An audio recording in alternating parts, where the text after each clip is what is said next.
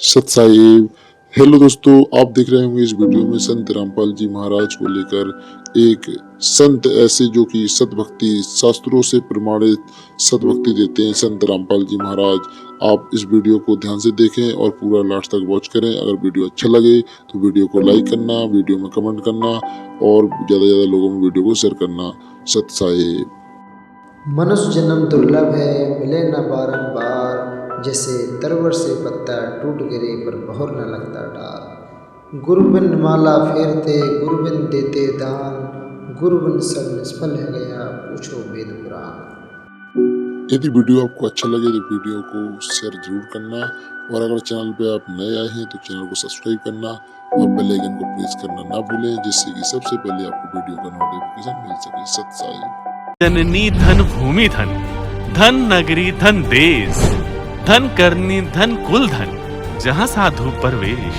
भारत देश के हरियाणा प्रांत के सोनीपत जिले का एक छोटा सा गांव धनाना, जहाँ आज से 71 वर्ष पूर्व 8 सितंबर 1951 को एक ऐसे महान संत का अवतरण हुआ, जिन्होंने भगत समाज को सत्य आध्यात्मिक ज्ञान से अवगत कराया और दहेज नशा, छुआछूत जैसे कुरीतियों को जड़ से समाप्त करने का बीड़ा उठाया। इसी उपलक्ष्य में प्रतिवर्ष संत रामपाल जी महाराज जी का अवतरण दिवस 8 सितंबर को मनाया जाता है और प्रतिवर्ष की भांति इस वर्ष भी संत रामपाल जी महाराज जी का अवतरण दिवस 8 सितंबर सन 2022 को संत रामपाल जी महाराज के 9 अलग अलग सतलोक आश्रमों में मनाया गया।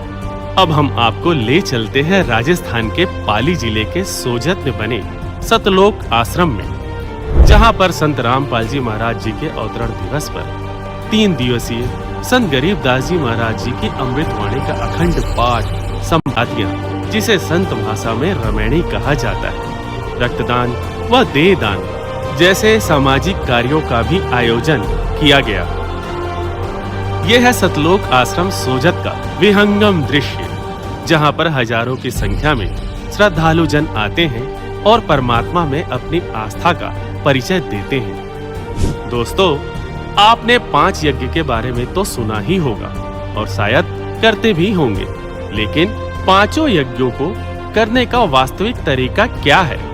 आज हम आपको 5 यज्ञों की वास्तविक जानकारी देते हुए उनका सही लाभ कैसे मिलता है वो भी आज इस वीडियो में आपको बताएंगे। तो आइए ले चलते हैं आपको सतलोक आश्रम सोजत के अंदर का नजारा दिखाने। परमेश्वर ने भी अपनी अमृत वाणी में यज्ञ का प्रमाण दिया है। एक यज्ञ है ऊंची यज्ञ है ध्यान, तीसरी यज्ञ है हवन की, चौथी यज्ञ है प्रणाम और 5वीं यज्ञ ज्ञान की। सबसे पहले बात करते हैं धर्म यज्ञ की। धर्म यज्ञ के नाम से ही हमें पता चलता है कि धर्म यज्ञ करने वाली सभी क्रियाएं धर्म यज्ञ के अंदर ही आती हैं। तो चलिए सतलोक आश्रम सोजत के अंदर धर्म यज्ञ का आपको एक नजारा दिखाते हैं। यह है भंडार घर, जहां पर बाहर से आने वाले श्रद्धालुओं के लिए शुद्ध व स्वच्छ भोजन तैयार किया जाता है। स्वच्छता का बहुत ही अच्छे तरीके से ध्यान रखा जाता है। वह बाहर से आने वाले श्रद्धालुओं को बहुत प्यार व आदर के साथ यहाँ पर भंडारा खिलाया जाता है। अब बात करते हैं ध्यान यज्ञ की। ध्यान यज्ञ की बात करें तो लोगों का यह मानना है कि एक स्थान पर बैठकर हठपूर्वक मन को रोकने का प्रयत्न करने की क्रिया को ध्यान यज्ञ कहते हैं। परमात्मा बताते हैं कि ध्यान यज्ञ वह होती है जिसमें सिर्फ परमात्मा का ही चिंतन हो, परमात्मा की ही चर्चा की जाए। जी हाँ, यहाँ पर आने वाले सभी श्रद्धालुओं को, चाहे वो बच्चे हो या बुजुर्ग, सभी का ध्यान सिर्फ एक ही पूर्ण परमात्मा में रहता है और उसी पूर्ण परमात्मा की चर्चा यहाँ पर चलती है। यहाँ पर सभी का ध्यान सिर्फ परमात्मा पर ही रहता है। एक पल भी उस परमात्मा की भूल यहाँ पर नहीं पड़ती, जिसे ध्यान यज्ञ कहते हैं। अब बात करते हैं तीसरी यज्ञ हवन यज्ञ की। हम सभी यह तो जानते ही हैं कि गाय या भैंस की घी को अग्नि में प्रज्वलित करना हवन यज्ञ कहलाता है। लेकिन आज तक हमने यही सुना और देखा है कि हवन यज्ञ करने के लिए लकड़ियों में दीप प्रज्वलित किया जाता है, जबकि हमारे शास्त्रों में ज्योति यज्ञ करने का प्रमाण मिलता है। ऋग्वेद मंडल 8 सूक्त 46 मंत्र 10 में ज्योति यज्ञ करने को कहा है। रुई की बाती बनाकर उसमें घी डालकर जलाने से हवन यज्ञ हो जाता है। जैसे हम देखते हैं कि हवन यज्ञ करने के लिए लकड़ियां जलाई जाती हैं, जिसमें कार्बन डाइऑक्साइड ज्यादा मात्रा में निकलती है, जिससे प्रकृति को नुकसान होता है। और वहीं दूसरी ओर बहुत ही कम मात्रा में रुई जलाई जाती है, जिसमें कार्बन डाइऑक्साइड बहुत ही कम होता है। और जो भी घी प्रज्वलित होता है उसका प्रभाव पूरे ब्रह्मांड में बहुत ही तीव्र गति से होता है, जिससे वर्षा होती है, जिससे हवन यज्ञ करने का लाभ मिलता है। चौथी यज्ञ है प्रणाम। साधना उसी साधक की सफल होती है जिसमें विनम्रता व आधीनी होती है, और प्रणाम यज्ञ करने से आधीनी आती है, जिससे परमात्मा हमारे निकट आते हैं। जिस व्यक्ति में अहंकार होता है वह परमात्मा की प्राप्ति नहीं कर सकता। जैसे रावण ने इतनी भक्ति करी, फिर भी उसमें अहंकार बहुत था, जिस कारण से उसकी भक्ति सफल नहीं हो पाई और राक्षस कहलाया। श्रीमद् भगवद गीता अध्याय 4 श्लोक 34 में तत्वदर्शी संत से तत्व ज्ञान प्राप्ति के लिए उसे दंडवत प्रणाम करने को कहा गया है, और पूर्ण परमात्मा की भक्ति करने के लिए अष्ट अंग दंडवत प्रणाम करना होता है।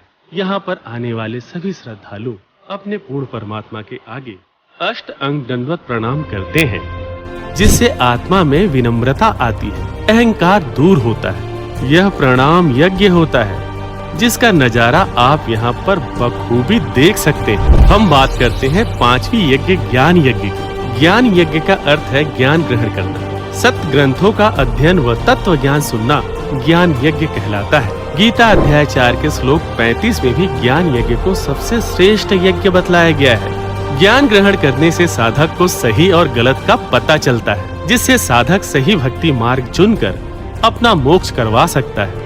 यहाँ पर आप देख सकते हैं कि बाहर से आए हुए लोगों को परमात्मा के बारे में सही ज्ञान बताया जाता है, वह उस परमात्मा की प्राप्ति का तरीका बताया जाता है, जिससे साधक नाम दीक्षा लेकर मर्यादा में रहकर भक्ति करके अपना कल्याण करवा सकता है।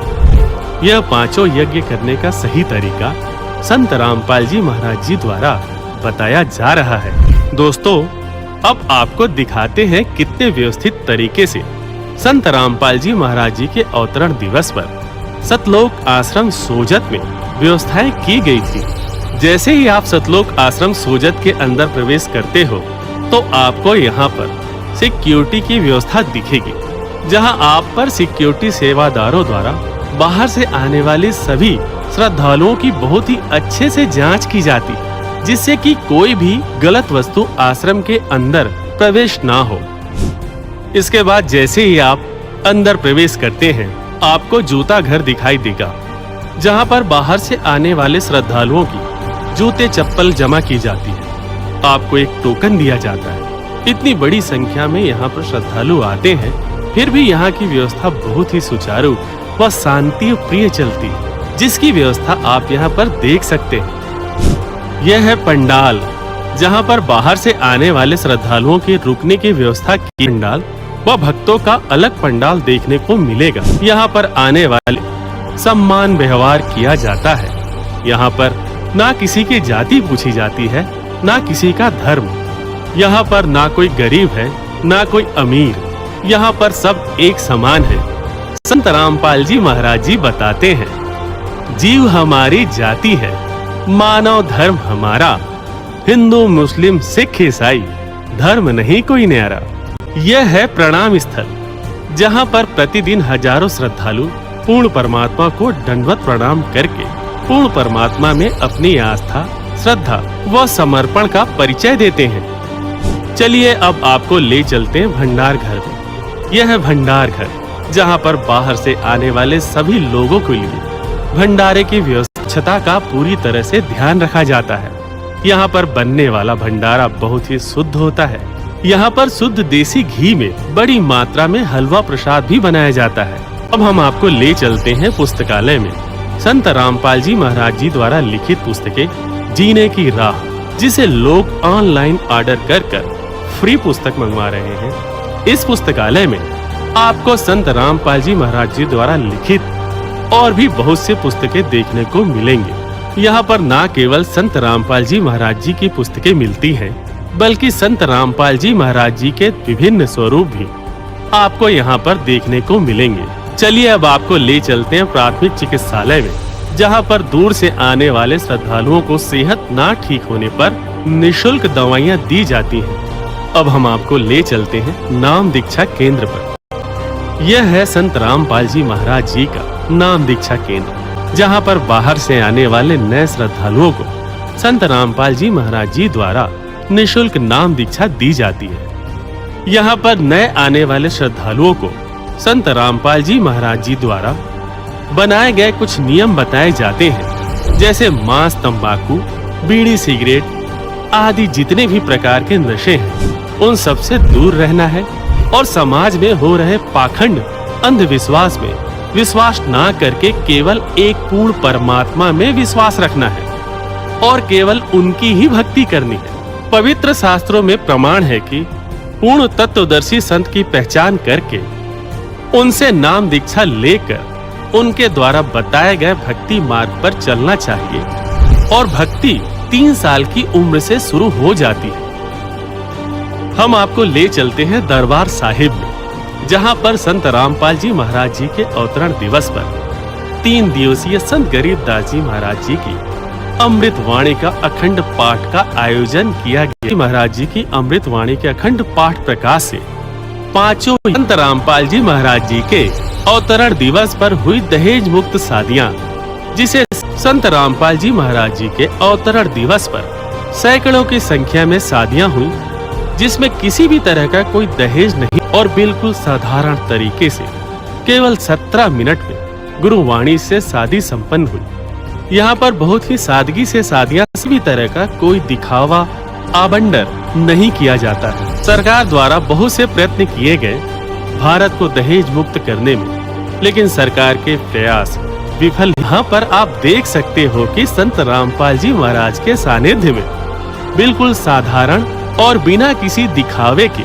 दहेज मुक्त शादियां केवल 17 मिनट में संपन्न कराई जाती है।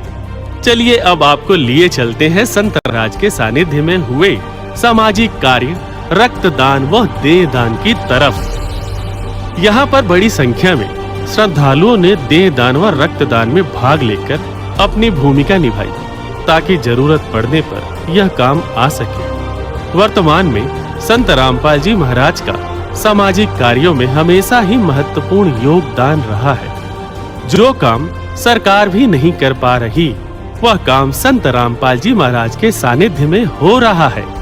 इन सब का प्रत्यक्ष प्रमाण आज आप सब ने देख लिया कि किस तरह से संत रामपाल जी महाराज जी के सानिध्य में दहेज मुक्त विवाह, रक्तदान और देहदान किया जा रहा है। तो दोस्तों, जैसा कि आपने देखा, संत रामपाल जी महाराज जी का 72वां अवतरण दिवस मनाया गया, जिसमें लाखों श्रद्धालुओं ने हिस्सा लिया और परमात्मा की अमृत वाणी का लाभ प्राप्त किया।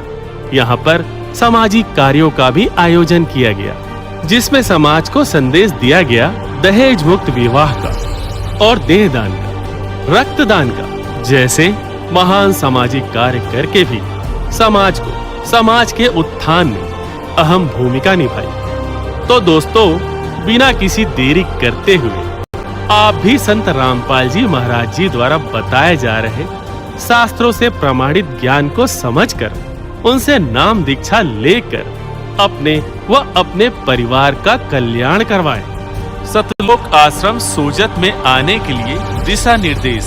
अगर आप सतलोक आश्रम सोजत में ट्रेन से आ रहे हैं तो सोजत में नजदीकी railway station Sojat road Marwar junction है। सोजत रोड रेलवे स्टेशन से सतलोक आश्रम सोजत 20 किलोमीटर की दूरी पर है और मारवाड़ जंक्शन से सतलोक आश्रम सोजत 33 किलोमीटर की दूरी पर है। सत्संग के दौरान रेलवे स्टेशन से आपको आश्रम की तरफ से निःशुल्क बसें मिलेंगी आप उन बसों में बैठकर आसानी से आश्रम पहुंच सकते हैं। और अगर आप सतलोक आश्रम सोजत में बस द्वारा आते हैं तो बस आपको सोजत मेन बस स्टैंड पर उतारेगी। वहां से सतलोक आश्रम सोजत केवल 8 किलोमीटर की दूरी पर है और बस स्टैंड पर आपको आश्रम की बसें उपलब्ध मिलेगी। आप उन बसों के माध्यम से आसानी से आश्रम में आ सकते हैं।